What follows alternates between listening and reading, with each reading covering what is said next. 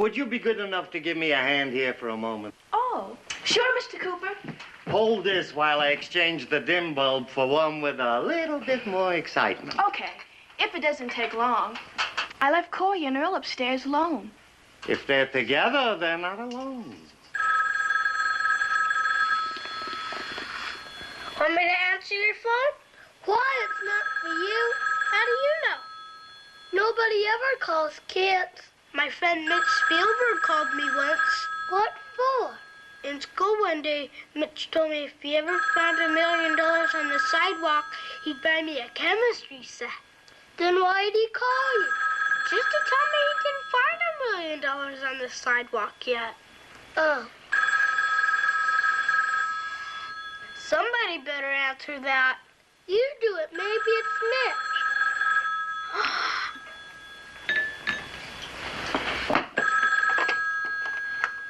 Hello, Mitch? It's for Carol. She went to the laundry room. I'll go get her. Just a minute. Rosie Wagner went to go get her. Hey, Carol, somebody wants you. Who is it? I can't see. It's on the telephone. So you couldn't ask. Okay.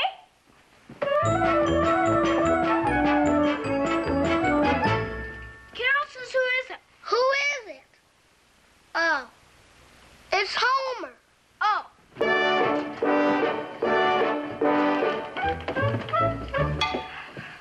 It's Homer. Which Homer? I'll go see.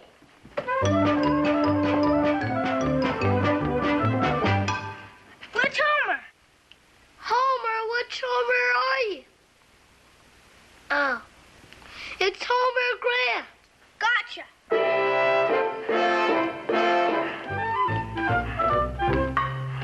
It's Homer Grant. What does he want? I'll go see.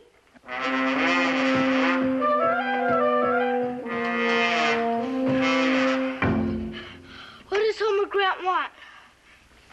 Earl says, Carol says, what do you want? Okay. He wants to talk to her.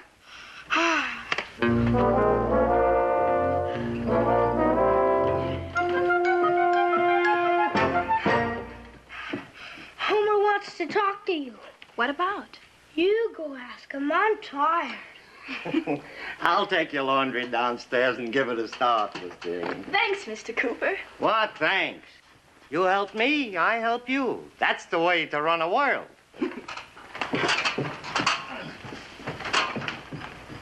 How would you like to accompany your landlord to the basement?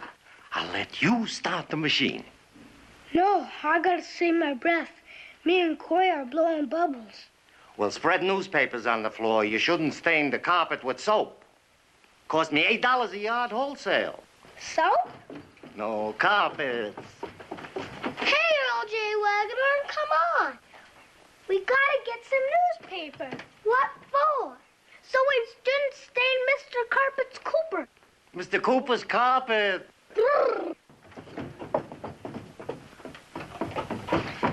Oh, Homer, it's just awful. Wait right there. I'm coming right over.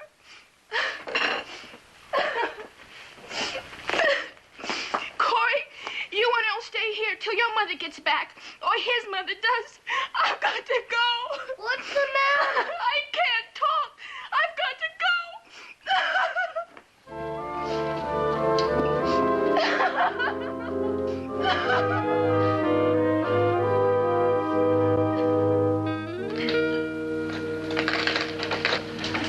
Those pills aren't for me, you understand, Mrs. Yarby.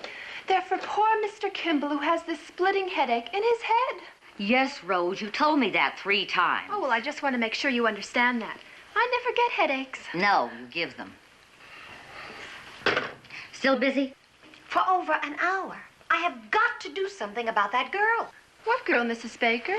My long-playing mother's helper, who is more often a mother's hindrance. How old is she? 19. Oh, that's the worst age for telephone gabbing. My kid sister's almost 19. She's 16 and a half. And she's on the phone constantly. Talk, talk, talk, day and night. I scarcely know what she and her friends find to talk about for hour after hour after hour of just gab, gab, gab. She was on the line once for 2 entire hours and it was a wrong number. But did that stop her? That didn't stop her. And the things those kids talk about, small talk, that's all it is about, absolutely nothing. You think they have something to say, but they don't have anything to say. Just prattle, prattle, prattle, prattle. Why don't you call Marie Wagadorn and ask her to deliver the message? Marie's out in the valley today with the baby, visiting a friend. Earl is spending the afternoon with Carol and Corey. Keep your cool, will you? Can't you see I'm coming? Good afternoon, Cooper. Bribicek. What's the big urgency? You couldn't give me a more cordial? To a man who rings my chimes twice and knocks on my door simultaneously. What's the big idea? I thought if it bothers you the noise from the knocking, you got an ear for music. His mouth has always got an answer. You ain't going to invite me to sit down a little? A little, yes. I'm a busy man, Bribicek. You're the only man who's busy. A monopoly on busy you haven't got. Who?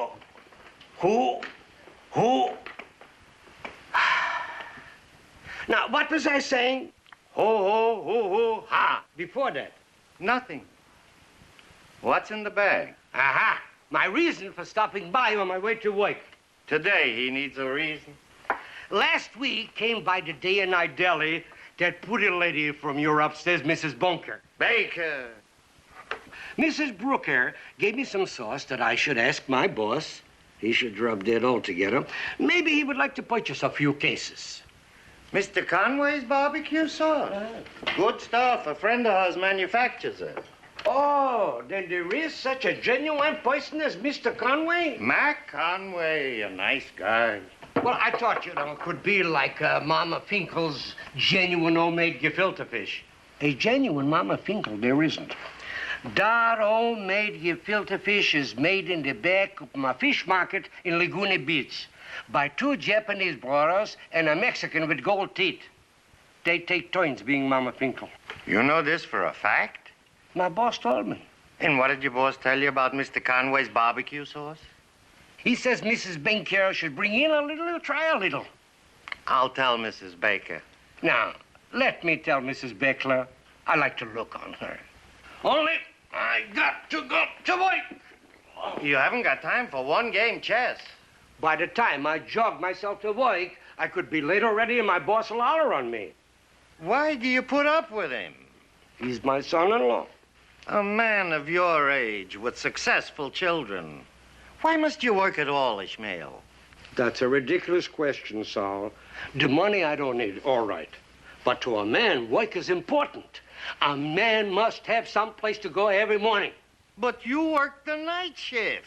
Exactly. Every morning I go home.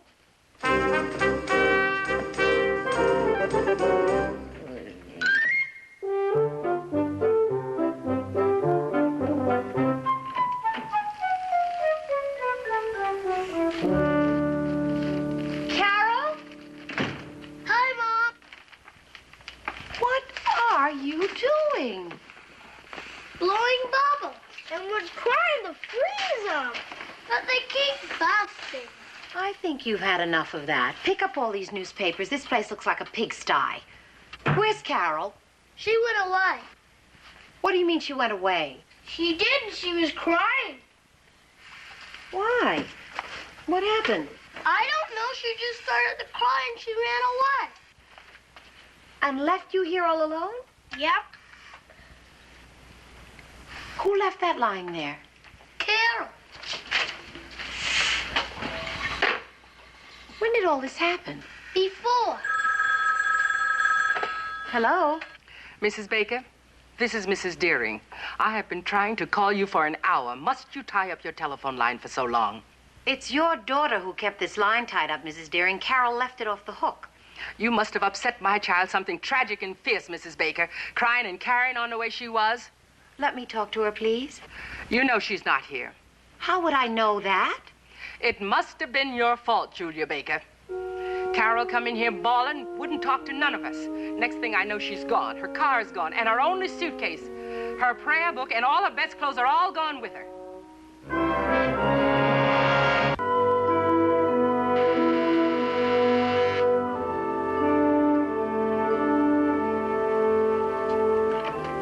Oh, good evening, Mr. Cooper. Let's hope so. I have a message for you. From Carol? No, Mrs. Wagadorn. She called me because your line's been so busy. Yes, it was carelessly left off the hook. There's a lot of that going around. Anyway, Mrs. Wagadorn will be late getting back, so she requests permission for Earl to stay with you. Of course. Knowing you, I already took the liberty. Why did you ask if the message was from Carol? You expected one.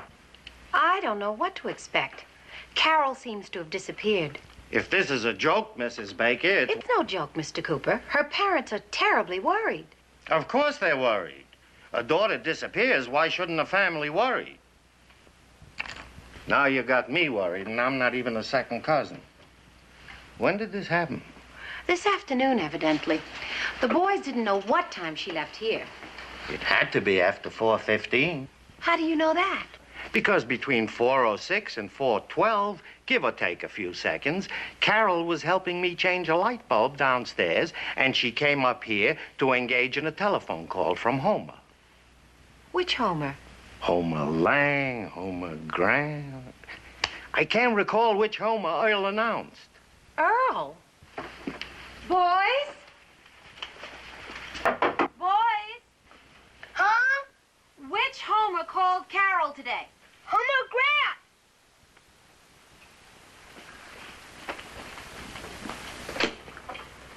You calling somebody? Mrs. Deering. I think they should know Homer has something to do with this. That's very thoughtful. Oh, the line is busy. Then maybe Carol's back home. It's more likely her frantic mother is calling all over town trying to locate her daughter. Well, if you'll excuse me, Mr. Cooper, I better take those boys out of the tub. Tub. That reminds me, I put your laundry in the machine 2.5 hours ago. You put it in. Carol helped me, I helped her. You know the old saying, Mrs. Baker, one hand washes the other. So why can't the other also wash the laundry? It's so nice having a man around the house. And even nicer when he's a philosopher, too. I'll get your laundry. I was just about to knock. Huh? That's all, Conway. And I thought you were saluting a philosopher. Oh, Mac, come in. I forgot all about our date tonight. I'm really that big in your life, eh, Julia? Well, we've had such a day around here this afternoon, I forgot all about you.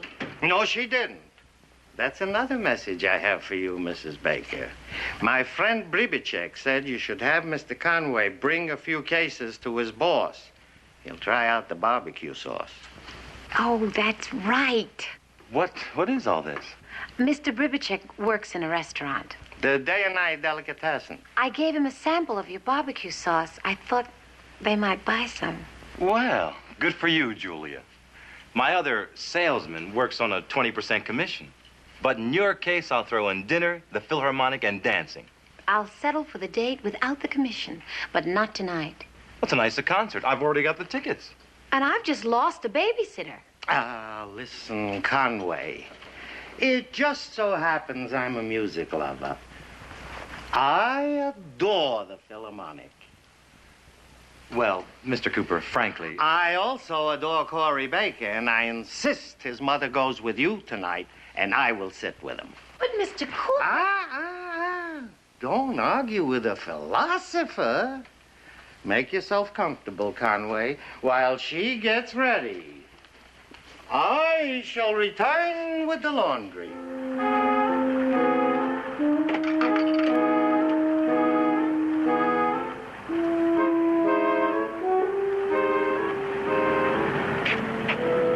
Still busy, Carol. Then let's keep going. And we'll try again from San Badu or Las Vegas. You sure you want to make this scene now? You're not just jiving, baby? I'm not a baby, Homer Grant. Now get in and take the wheel.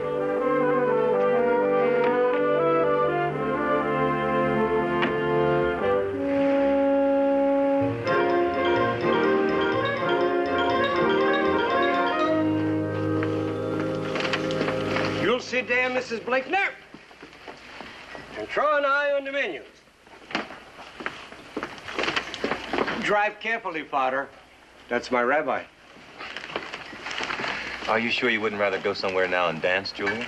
On the way home, we can turn on the radio and dance in back of the car. Now get serious. We should be celebrating.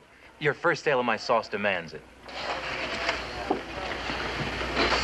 Did you enjoy the concert? I can't remember when I've had a nicer evening. You really had such a good time. No, I have such a bad memory. Julia, you are the most elusive female. Please, Mr. Barbecue Sauce Maker, don't bang on the table. You could spill the water. And the boss blames me when the tablecloth gets wet. Sorry. I'd like to have something light, Mr. Bribachek, like, a salad. The seafood salad is nice. I'll have the chef salad. The chef salad is seafood. He's a crab, too. The cheese dressing, delicious. All right. And a glass of milk, please. You'll have the mushroom omelet. Where'd that idea come from? I can't stand mushroom omelets. I can't stand the boss, but I keep working here. Coffee or milk? Coffee. You couldn't take milk like the lady. Save me a trip to the coffee pot. I had to be a waiter.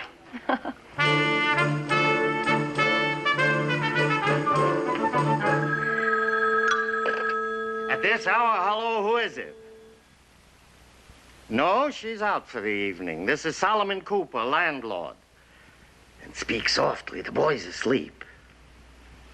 Ah? Is that a fact? Uh-huh. Already? Oh, I see. Yes, yes, I'll tell her. I'll tell her, Mrs. Deering. Good night. You relish the blintzes, huh? Delicious. Is this a kosher dish? You could call it that, as a matter of speaking. They're good, all right. But may I ask you a question?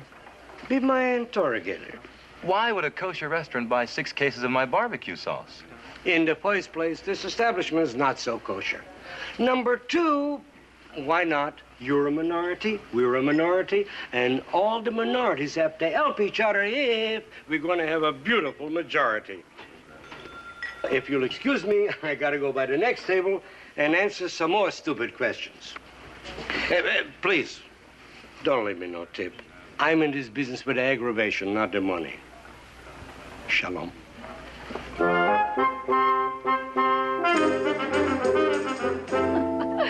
Thank you again, Mr. Cooper, so much. My pleasure. I'll return your book another time. Good night. Good night.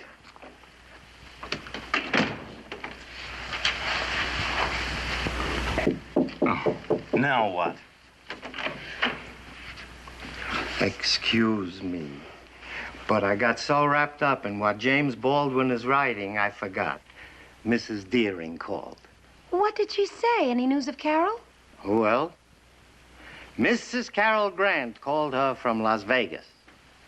Carol Grant? She eloped with Homer. They got married at midnight in Nevada. That young kid? I married at 18 years ago. But out of the clear blue. Why so quick, so sudden? Did she say? Yes.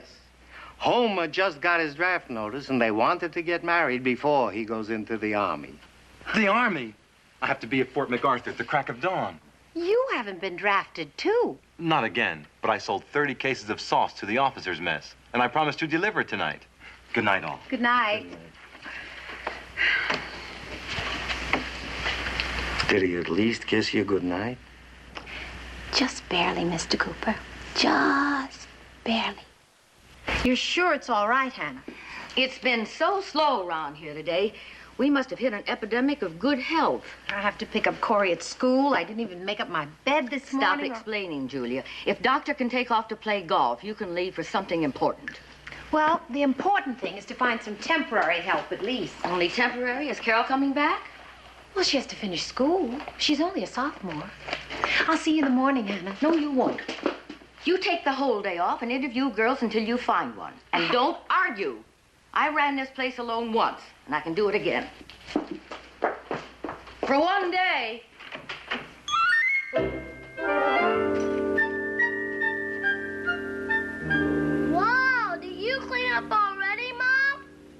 I didn't. I did, Mrs. Baker. Your landlord was kindly enough to let me in. Why, Mrs. Deering, why? Us Deerings are responsible folks, Mrs. Baker. And if Carol wants to run off and become Mrs. Grant, then Mrs. Deering's going to make sure you're not left in the lurch. I'm going to help you out until you can find someone. Lie down. Corey, put the groceries away. Yes, ma'am. Take off your coat, honey. I know how hard you work all day. And I want you to sit down here and take off your shoes while I fix you and the boys some supper. Okay? Thank you. Sit down. Now, isn't that better? Yes.